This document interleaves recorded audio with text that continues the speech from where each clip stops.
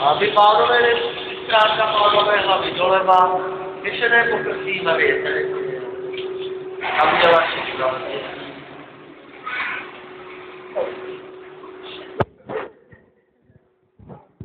Měla, ale opravdu, člověče. Já jich hodně, teda nevím, jestli 16. No. Ale ona to teda rozhodně nekojila za tu zrovna.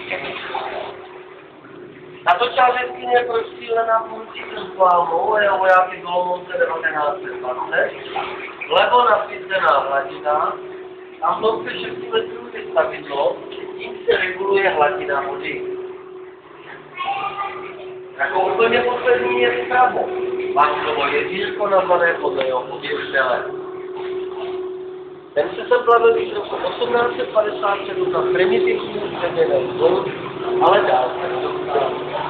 Ten však předal informace svému drukovi, profesoru Apostolorovi, a ten spolu s vojáky úspěšně pokračovali dál ve výzkumu.